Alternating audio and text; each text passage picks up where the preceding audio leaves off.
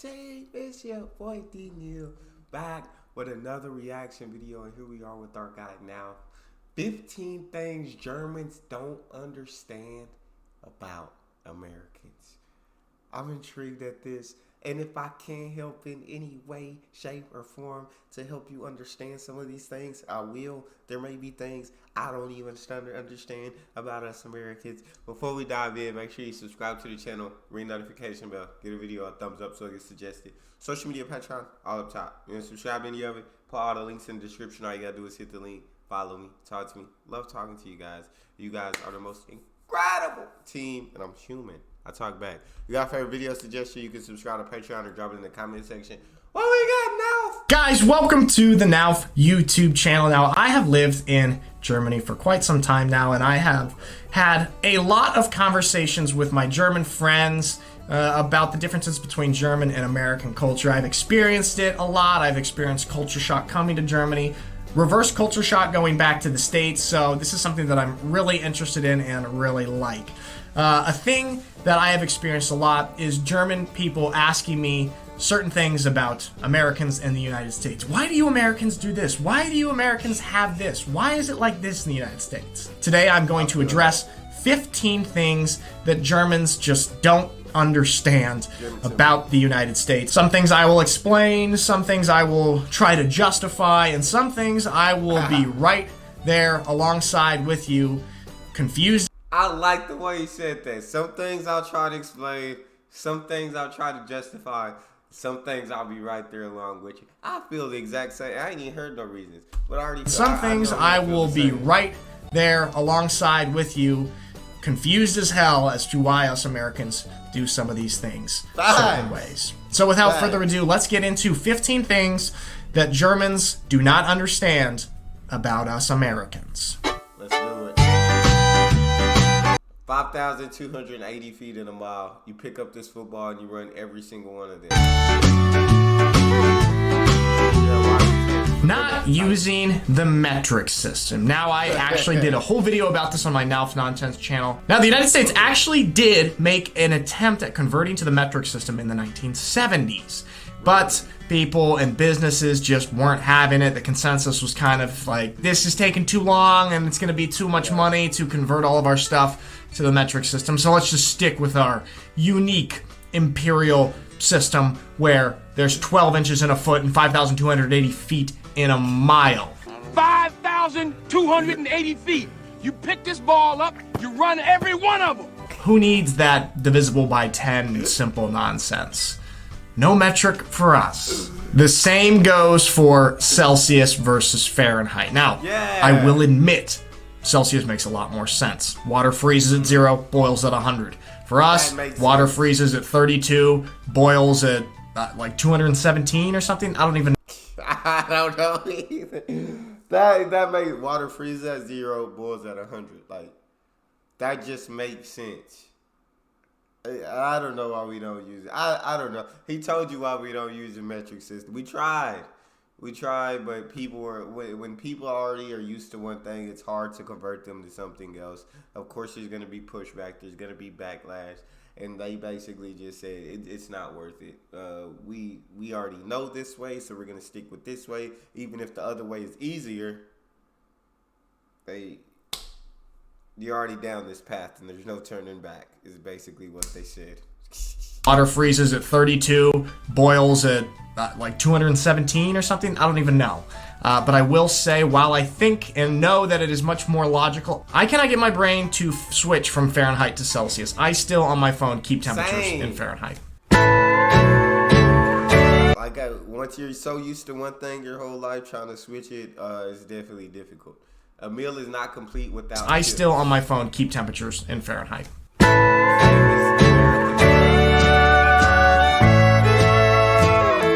Americans eat chips with a lot of meals, specifically some sort of lunch meals like sandwiches. I remember going to Subway with some of my German friends early on, and I was freaking out because the Subway that we went to here in Schwäbisch Hall, they were out of chips. Their rack was cleared out. They hadn't gotten a shipment in. I was freaking out. I can't eat a sandwich without chips. And I think I speak for a lot of Americans there where, you know, we need that crunch. I don't know what it is, maybe being served peanut butter and jelly sandwiches with chips from a young age. It's ingrained in us that we need a side of crunchy chips with many different types of meals. Sticks with me.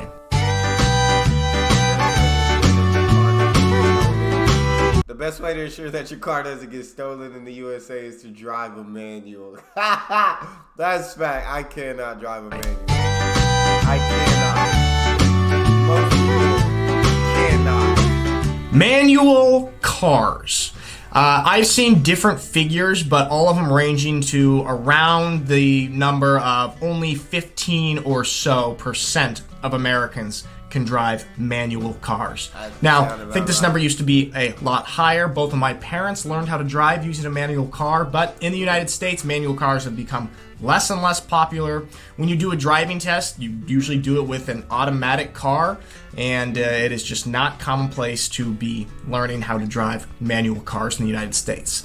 And that's why you run into situations like this, me, an American coming to Europe and not being able to drive a manual car for 3-4 years. That's not that uncommon. I actually think it's a great thing that Germans learn to drive with their driving test using a manual car. I think it is better to learn about the engine and how the car works. It's also safer, in my opinion, because you are totally forced to be locked in to your driving. You're focused on the road, focused on switching gears. You can't be distracted trying to mess with the music or text, whereas in an automatic car, it is much easier for a teenager to be distracted by these sorts of things. So I am actually a big fan of the manual car system, and I will say personally, I like driving manual car better now. That's true. What he says about being locked in while driving, that's definitely true, and that would definitely be a pro. I still stand on the side of automatic, but I've never driven a manual. I don't know. It's just easier. I think that's it's just I don't have to be worried about switching all these gears. I feel like automatic, just put it in drive and I'm off. And so yeah, just cause me personally, it's more easier, more convenient for me than having to learn about the car. But I can understand it being safer and better to actually learn doing manual. I'm gonna stay on the preferably automatic side. Personally, I like driving manual car better now. Best way to pay for college, join the military. College is incredibly expensive. Now, when I'm talking to Germans, they'll be like, man, I had to pay 250 euros for my university semester this year. It was kind of steep. The average price in the United States for... That's basically free over here.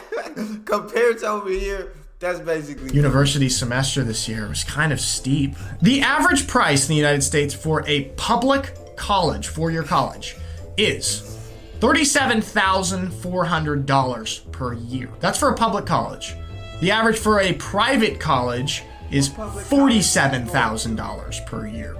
You're looking at about $37K per.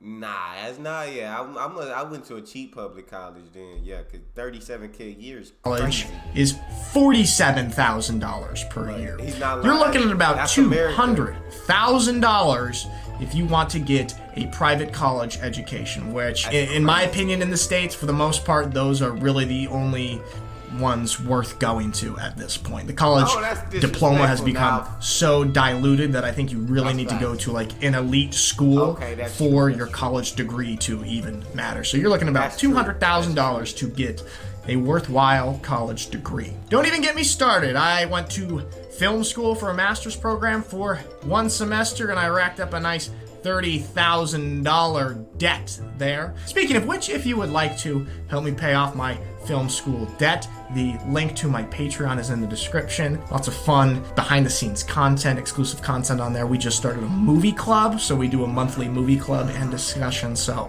if you want to help chip away at that hefty United States film school debt, you are greatly welcomed. There is this stereotype that Americans are loud, and I'm not going to argue with it. If you saw my video a few weeks back where we went to Heidelberg. I kind of harped on Mikey and the other guys for us being really loud. I feel like, guys, we're just being this typical, stereotypical loud group of Americans.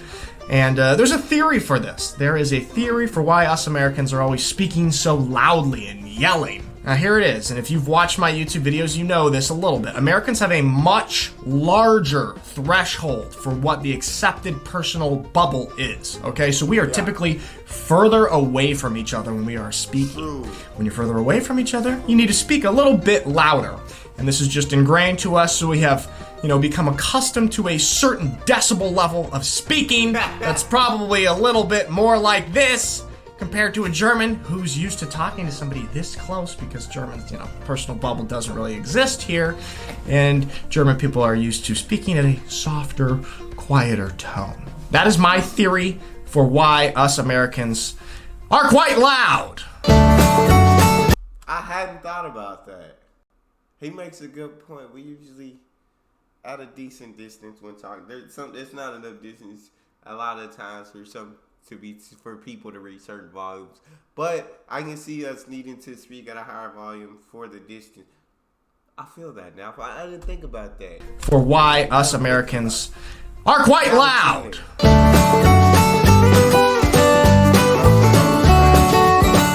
Sports clothes. You can very often tell a group of Americans wandering around in Europe by the way that they are dressed. Oftentimes it'll be things like t-shirts, athletic shorts or sweats, baseball hat, sometimes tall white socks, and some Nike shoes. Americans like to dress comfortably. There's a name for this style of dress, athleisure. And actually, I'll link an article in the description here about an interesting article about kind of the development of athleisure and companies that have profited off of it, such as Lululemon, where athletic clothes has become basically normal for day-to-day life. People will put on leggings or yoga shorts or yoga pants or whatever and go about their day-to-day life, go get a coffee, go to a restaurant, go to work. And this is becoming and has become a thing that is not so crazy in the States. Whereas here in Germany, not so common. And since living here, I have developed a habit, actually, of always putting on my nice pants, what I believe are my nice pants, those pants that I wore to Ale and Nikki's wedding. Yeah, those ones. I always put on pants like that when I leave the house. I'm trying to not wear sweats typically when I leave the house unless I'm working out. I don't really have a reason for why us Americans do it. I guess we just like to be comfortable. That's the best reason we can give you. We like comfort. We choose comfort over fashion. Yes. And if you can make comfort fashionable at the same time, then it's even better. But yeah, I'll always I go out in just athletic shorts, in a hoodie, or in sweats, joggers, and a hoodie. If it's too hot, a regular t-shirt and some shorts. And I never go out like dressing nice unless I'm trying to impress someone, I guess. Or I'm going to like a job interview or something like that where I need to dress nice. Rather than that, And for why us Americans do it, I guess we just like to be comfortable. America's most popular sport is a game not of centimeters and meters, but of inches and yards. American football. Now, you guys know I am here living in Germany because I play American football team for the Schwäbisch Hall Unicorns in the German Football League. There is a sort of cult following and cult fandom of American football here in Germany, but more widespread, I would say that Germans on the whole don't really understand American football that much. From afar, it sort of looks like some dumb, violent game where all you do is just run into each other and it's just sort of nonsense. Football is actually an incredibly complicated game with a lot of different rules and schemes, and the game is developing in a really interesting way. I would say the best way to describe it for someone who really doesn't understand the game, it is a mix between rugby and chess. The strategy involved and the stoppage after each play, it is a chess game with rugby style moves and tackling. I like that. Thank you so much. Seriously, thank you. Thanks again. Saying thank you too often. I feel like I've run into this issue quite a bit when I'm at a store. Say, for example, I go to a bakery, I ask for a pretzel. They say, okay, a pretzel. I say, yeah, dankeschön. And then they go and they put the butter on the pretzel, and then they bring it over and they put it down. And I say, yeah, dankeschön. And then they go to the cash register and get my change, and they hand me my coins back, and I say, okay, dankeschön. 3 times I said thank you, and oftentimes I've had this experience where the person working there, almost, it's clear they're like, okay, you already said thank you, stop saying thank you so many times. But in the United States, that's sort of the more polite way of doing things. You'll thank people continuously. If you go to dinner at somebody's house and they cook you a good meal, you almost thank them throughout. Man, this is so good. Thank you guys again. Thanks again. Oh, I really appreciate it. Thanks again. And this kind of overuse of thank you, which kind of goes along with the classic American politeness, I think kind of weirds out Germans sometimes. They're fine with a whole interaction happening, and then at the end, if there's a thanks that is necessary, you can say danke at the end of the interaction. Not 7 times throughout. I definitely say thank you too much. I relate with that one all too well. Anytime I'm in a store, anytime someone does something for me or anything, thank you, I will thank them to death. At the end of the interaction. Not 7 times throughout. I relate with that. Drinking age is 21. Now, I've linked in the description of this video another video that I think gives a great explanation for why the drinking age in the United States is 21. But this I cannot defend. You can do a lot of stuff when you're 18. You can vote. You can join the military and go to war, but you can't drink a beer. I think that is a bit silly. In Germany, teenagers are oftentimes introduced to beer at age 16. It's legal to buy beer at 16, and then at 18, harder alcohols. I think this system kind of eliminates the novelty and the exciting prohibitive nature of the substance. Because in the United States, oftentimes teenagers are so prohibited from alcohol, by the time they get to college and they're on their own and they're able to drink alcohol, they abuse it and get themselves into trouble. Whereas He's not lying. He's not lying. Again, from personal experience, man, I got around people that drink and I started going crazy. And I look back and I thank God that I didn't get in any trouble, that I'm still alive, like, cause I was going wild in college. I don't drink anymore. I just don't really like to, and there's not really an environment around me that drinks, and so I'm not even tempted to at all. But yeah, Americans, once we get to college, the gloves are off, the leash is off. Go wild, go crazy. It's like you're really... And they're able to drink alcohol, they abuse it and get themselves into trouble. Whereas when a German is 20 years old, they've been drinking beer for 4 years, and it's really no big deal for them at this point. So I actually cannot defend this 21 drinking age, and I think, 16 might be a little low, but 18 is more 18, reasonable. yeah, I agree with that. Please take off your shoes at the door. Americans wear shoes in the house. I have no idea why this is a bit more normal for Americans, but it certainly is. Now, in Germany, this is an absolute no-no. You always see shoes are taken off at the front door. You don't wear your shoes in the house in Germany. Germans will have designated house shoes that they wear in the house. But in the States, it's actually a lot more common. I think about, when people come to our house, stop by our house to stay high or whatever, have a coffee, typically don't take their shoes off. If you take your shoes off in somebody's house, it's almost like it's a certain level of comfort and familiarity that I don't want to say it's not rude, but it's almost over familiar in certain situations. Not really sure why this is, because it's pretty dirty to wear your shoes in the house. I mean, think about it.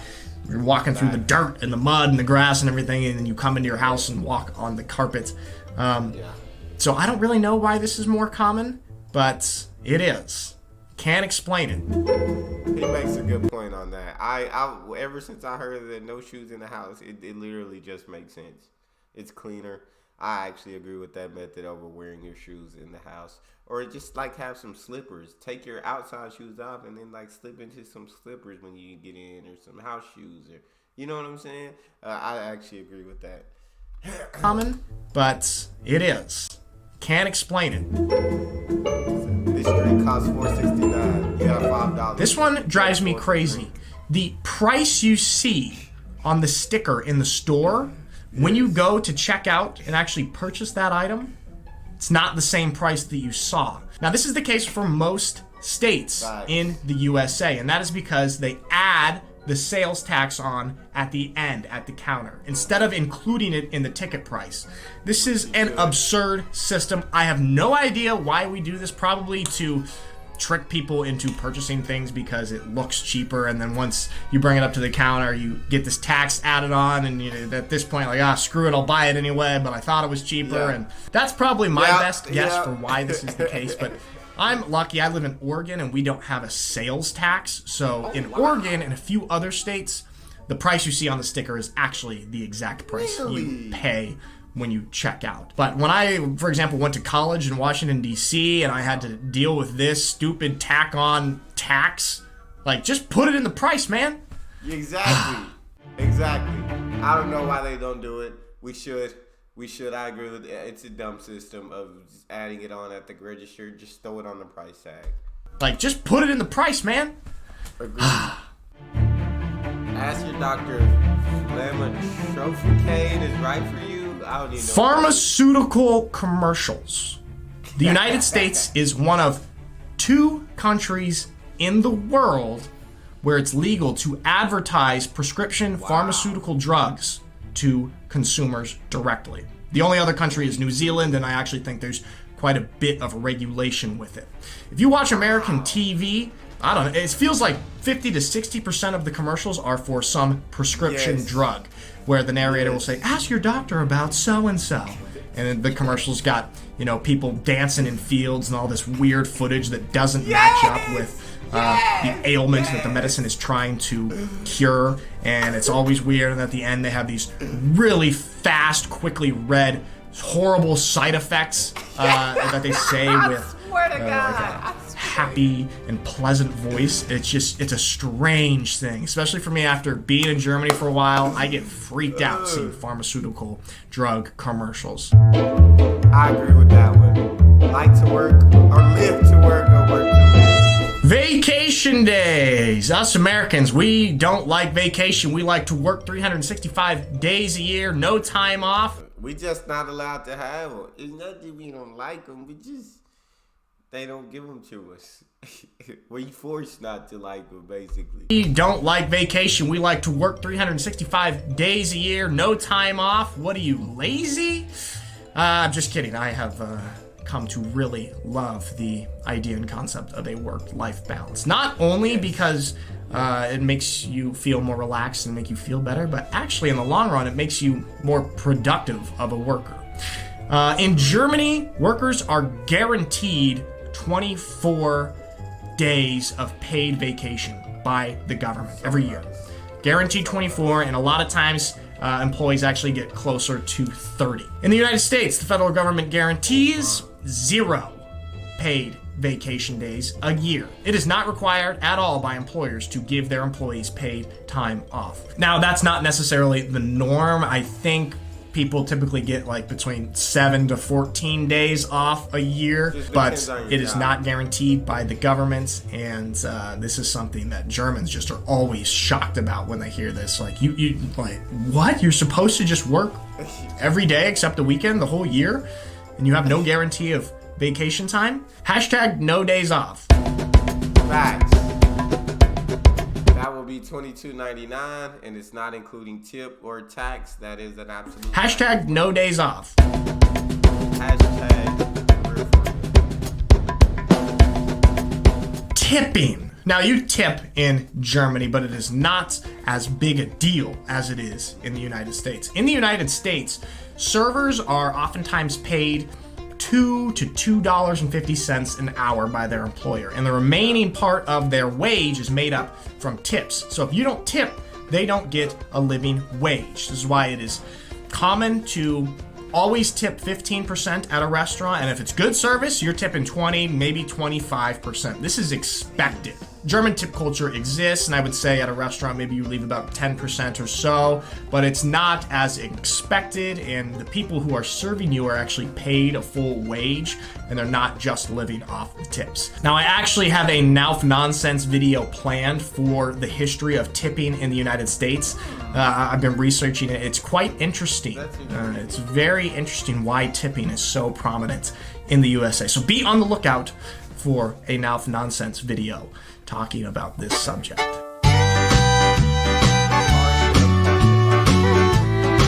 Now, American football fans are diehard crazy fans, but I don't know if it is intense as the European crazy soccer hooligan fandom. But there's one thing that American football fans have that European soccer fans don't, and that is tailgating. Tailgating is sort of the pre-party of a football. Tailgating is awesome. Tailgating is incredible. And that is tailgating. Tailgating is sort of the pre-party of a football game where everyone's in the parking lot, people bring barbecues, beers, lawn chairs, and you essentially have an outdoor party in the parking lot where you pre-game the football game. This is a huge tradition, especially with college football and the NFL. There are some NFL teams that have a very specific wild tailgating culture. For example, the Buffalo Bills, Bills Mafia. This is what they do during their tailgates.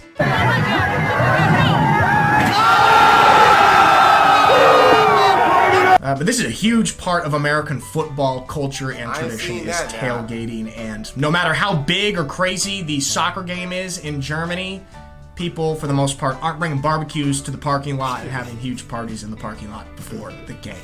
This is an American thing. All right, guys, that is 15 things that Germans don't understand about Americans. If you've got some other stuff you don't understand about my country and my people, feel free to let me know in the comments.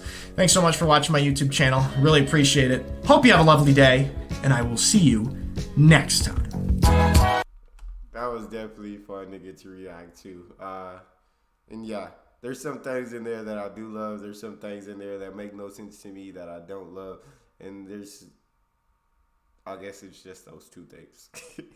That's all we got for this one. You guys got a favorite video suggestion, you can subscribe to Patreon or drop it in the comment section. Subscribe to the channel, ring the notification bell, give the video a thumbs up so it gets suggested. Social media, Patreon, all up top. You don't subscribe to any of it, put all the links in the description. All you gotta do is hit the link, follow me, talk to me. Love talking to you guys. You guys are the most incredible team on YouTube. It's your boy Neal. Out.